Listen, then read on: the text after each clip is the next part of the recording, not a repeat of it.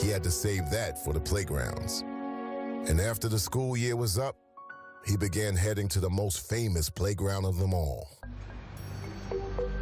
Since the 50s, Rucker Park in Harlem had hosted summer tournaments that brought names as big as Wilt Chamberlain and Connie Hawkins to the blacktop to play a version of the game where style was essential to the substance.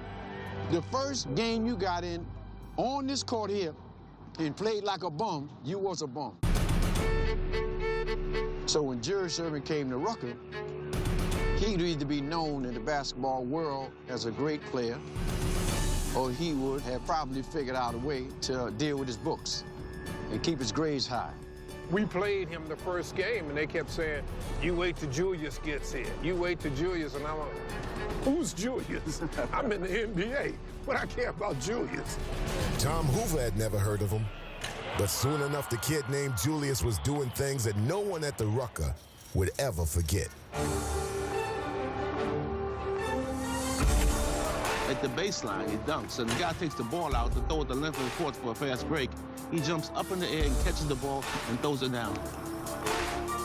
Charlie Scott shot a long shot, and Julius came, took it out of the air, and dunked it. I took it right there. I said, I don't need to see anything else. This was it. People here in Harlem, they really know good basketball. And, you know, if you do something real nice, you know, they show their appreciation. He came down one time. I had the angle on him. He dunked the ball so bad, the ball hit me in the top of the head. My teeth fell out on the ground. The crowd roared. I had scrambled to grab him off the ground and put him back in my mouth.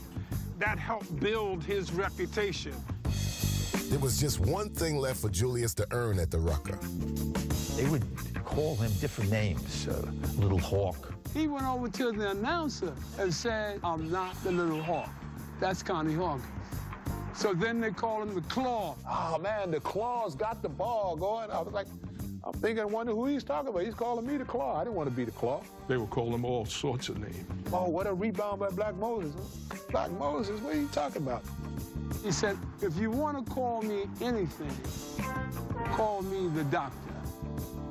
So you know, they said, well, the doctor is operating tonight.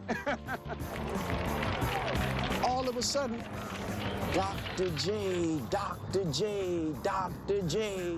Who's your favorite basketball player? Dr. J. Why? All his moves he do, that's why. Behind me, up on the roof, is a school.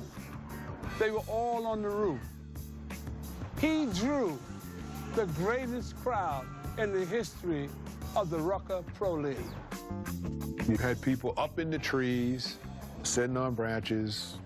Everywhere you looked around, there were people. It wasn't even standing room only. People could not see enough of the game. We had people on the bridges. This is where the legend of Dr. J started.